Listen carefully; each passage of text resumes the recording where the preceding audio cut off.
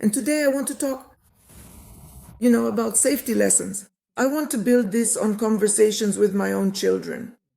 Because such a conversation is more sincere, more open, and richer in information than just for other people. Time is passing. Time is rushing by. And it just slips through our fingers.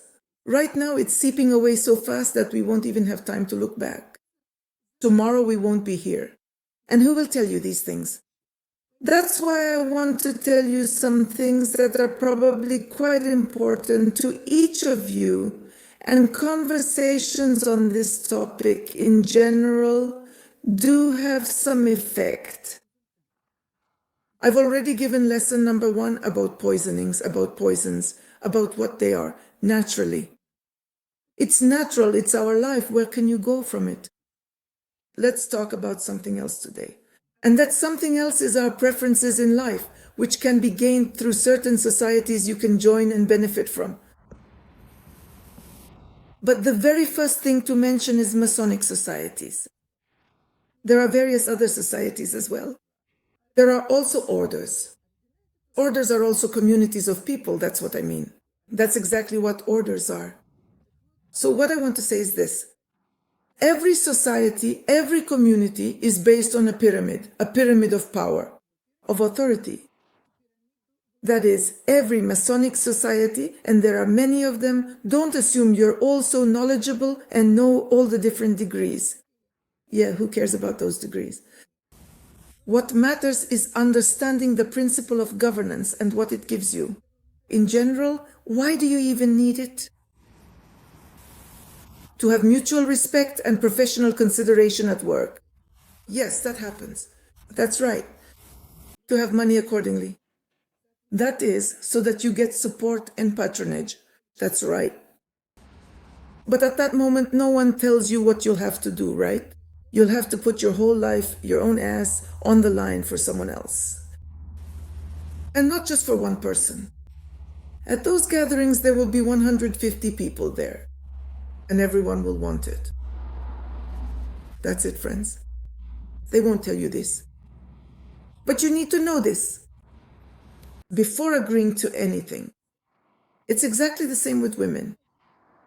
Women too go ahead and go. I have a husband and children, but it doesn't matter. What is important is that you are obliged to fulfill the whims of everyone else who will be in the room. Voila. And you think that all this is honor and respect. But do you really need such honor and respect? No. I believe my children don't need that. I wouldn't advise my children to join any society or any movement, not a single political party, unless you use it as a lever for something, for your own advancement. Well, yes, you can join a political party. Yes, there are Bolshevik parties. So, for example, who do we have? Zhirinovsky's party. What did people do in Zhirinovsky's party? Well, tell me, what did they do there? The boys with Zhirinovsky would go straight to the altar walking down the steps. I once went into Zhirinovsky's office. We had a conversation. Oh, Lord, what was going on there? I came with my young assistant. Well, young, relatively young. I was young and beautiful. The assistant, well, yes, probably about the same age, maybe. A guy 2 meters tall, a blonde. And the rascal, he even wore a yellow tie when we went to see Zhirinovsky. But I wasn't really aware of the situation. I had just come to Moscow from Switzerland. You know, in Switzerland, there's nothing like this. What do you think happened? As soon as we walked in, cockroaches. Everyone started running around us. I mean, cockroaches started scurrying around. These were 20-year-old, 19-year-old boys who worked for Zhirinovsky there. But I have to say, Zhirinovsky is a smart guy. Where he grew up and who he really is, we still don't know. I assume that he was raised somewhere in Turkey, in some special schools and special forces units. Zhirinovsky? That's why, when he took the podium in the State Duma, he was already a colonel, yes, holding the rank of colonel. And then, not long after, he was promoted to general. He can afford to do that. He went through all of this himself. The path of violence, he went through it himself. That's why he's like that. But is that really a good thing? Yes, the whole country knows him. Yes, he's talkative and speaks beautifully, and he's a smart guy. But this violence that he experienced, what was the point of it? Maybe you can just give all that up and live peacefully, live without all of it? That's possible too, don't you think? I wouldn't advise anyone to go down the path of violence against themselves. Any party, any Masonic movement is a path of violence against oneself. Basically, people play these, childish games where someone is put in charge, or rather, someone puts someone else in charge, and then they assemble a team for him. And then he starts working out his inferiority complexes on those below him, making them do this or that. All on the advice of the big uncle of global governance. This is always a path of violence against you, any Masonic society. The treats and rewards that come as a result of this violence against you are not worth it. They are not worth your life, at least in my opinion. But it's up to you to decide what your life is worth. To my children, I will say that the violence of all these Masonic lodges, their movements, their laws, let them stay aside, let them stay far away, so that you never have to know any of it at all. Remain true to yourself, live the way you want to live. Even if it means being twice as poor. But I am an example of that.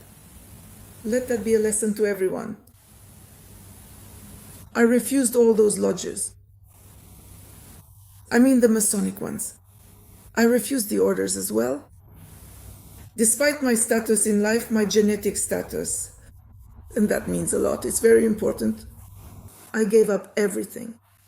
As a result, of course, these Masonic lodges trampled me down. They wanted, so to speak, to humiliate me. And this humiliation, it actually showed that I made the right choice, that I shouldn't have gone the way I was offered at the very beginning of my path. By important people, of course, those who have the power to make such offers. And it's not about the Rotary Club. They laughed at me when I once said that. The only thing I knew, well, this was a long time ago, in the 1990s, was about the Rotary Club. They laughed at me and said, "Tanya, if you had mentioned the Bilderberg Club, sure, but what's the Rotary Club?" Yes, so the people in my circle were of that kind of significance.